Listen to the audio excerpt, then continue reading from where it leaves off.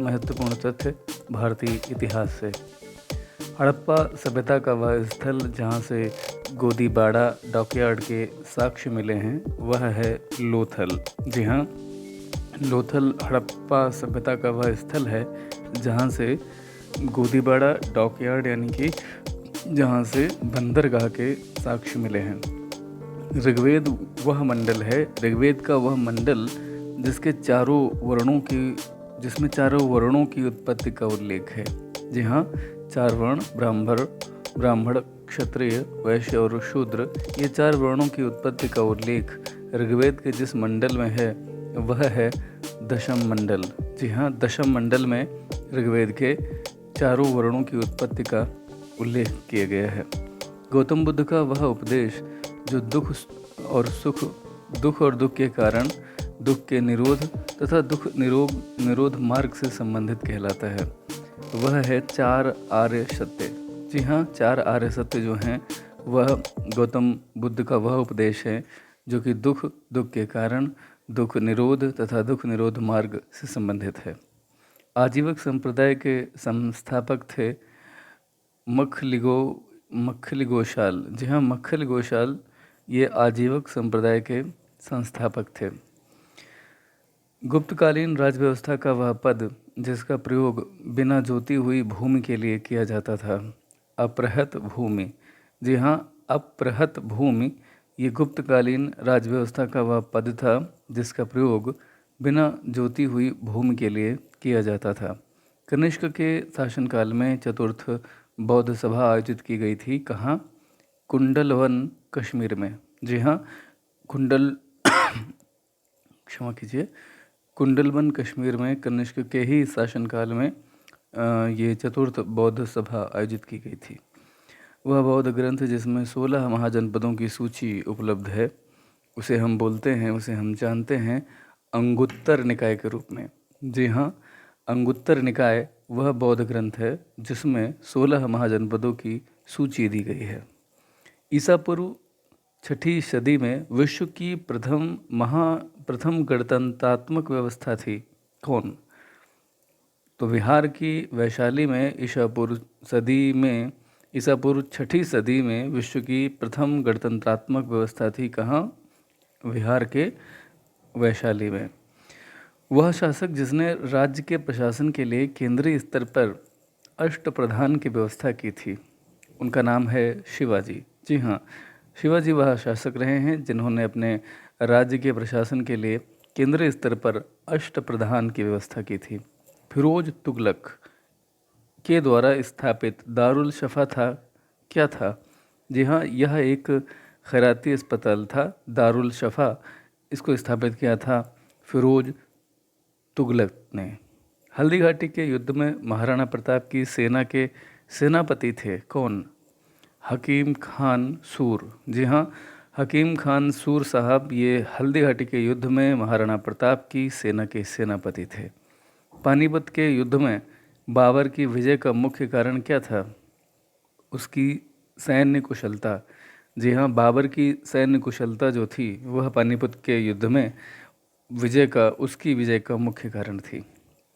वह मध्यकालीन शासक जिसने पहले हजरत आला की उपाधि अपनाई और बाद में फिर सुल्तान की उपाधि धारण की। इनका नाम था शेर शाह सूरी। जी हाँ, शेर शाह सूरी इन्होंने मध्यकालीन के शासक थे। इन्होंने पहले हजरत आला की उपाधि अपनाई और बाद में सुल्तान की उपाधि भी धारण की। भारत में पुर्तगाली उपनिवेश का प्रथम वायसराय कौन था? भारत में पुर्तगाली उपनिवेश का प्रथम वायसराय था फ्रांसिस्को डी अल्मीडा। जी हाँ, नाम फिर से सुने, फ्रांसिस्को डी अल्मीडा। ये भारत में पुर्तगाली उपनिवेश का प्रथम वायसराय था। वह ब्रिटिश गवर्नर जिसके समय में भारत में पहली बार रेलवे लाइन बिछाई गई थी। ब्रिटिश गवर्नर जिसके समय में भारत में पहली बार रेलवे लाइन बिछाई गई थी वह थे लॉर्ड डलहौजी। वह प्रथा जिसके तहत किसान स्वयं भूमि का मालिक होता था और सरकार को भू राजस्व के भुगतान के लिए जिम्मेदार माना जाता था। यह प्रथा थी रैयतवाड़ी प्रथा। जी हाँ, रैयतवाड़ी प्रथा के अंतर्गत किसान स्वयं भूमि का मालिक होता था और सरकार को भू राजस्व के भुगतान के लिए जिम्मेदार भी माना जाता था। महाराष्ट्र में रामोसी कृषक जत्था स्थापित किया गया था। किसके द्वारा? वासुदेव बलवंत फड़के के द्वारा। जी हाँ, वासुदेव बलवंत फड़के, इन्होंने महाराष्ट्र में रामोसी कृषक जत्था स्थापित किया था। रामोसी कृषक जत्था किसने स्थापित किया? वासुदेव बलवंत फड़के ने। कहाँ किया? महाराष्ट्र में। वह जनजाति जिसने मानव बलि प्रथा का निषेध किए जाने के कारण अंग्रेजों के विरुद्ध विद्रोह किया था। खोंड जनजाति, जी हाँ, खोंड जनजाति ऐसी जनजाति थी जिसने इसलिए अंग्रेजों के विरुद्ध विद्रोह किया था क्योंकि अंग्रेजों ने मानव बलि प्रथा का निषेध किया था।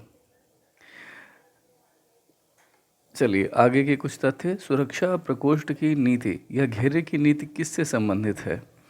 ये वारेन हेस्टिंग्स थे जिन्होंने सुरक्षा प्रकोष्ठ की नीति या घेरे की नीति इंट्रोड्यूस की थी। कांग्रेस ने स्वराज प्रस्ताव वर्ष 1905 में पारित किया। प्रस्ताव का उद्देश्य क्या था? स्वशासन सुनिश्चित करना।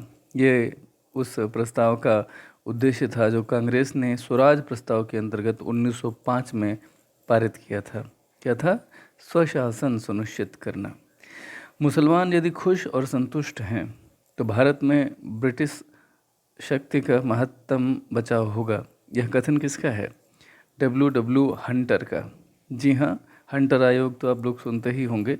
तो W हंटर ने ये कहा था कि मुसलमान यदि खुश और संतुष्ट है तो भारत में ब्रिटिश शक्ति का महत्तम बचाव होगा। इसी से आप अनुमान लगा सकते हैं कि इनकी फूट डालो की नीति जो है वह कितनी ज़्यादा महत्वकारी रही इनके लिए, अंग्रेज़ों के लिए, भारत में अपने शासन को बनाए रखने के लिए और बढ़ाने के लिए। भारत में गांधी का प्रथम सत्याग्रह आंदोलन जिसमें उन्होंने सविनय अवज्ञा का प्रयोग किया था, वह कौन सा आंदोलन था? प्रथम सत्याग्रह आंदोलन जिसमें उन्होंने सविनय अवज्ञा का प्रयोग किया वह था चंपारण आंदोलन। जी हाँ, चंपारण आंदोलन में गांधी जी ने सविनय अवज्ञा का प्रयोग किया था और यह प्रथम सत्याग्रह आंदोलन था।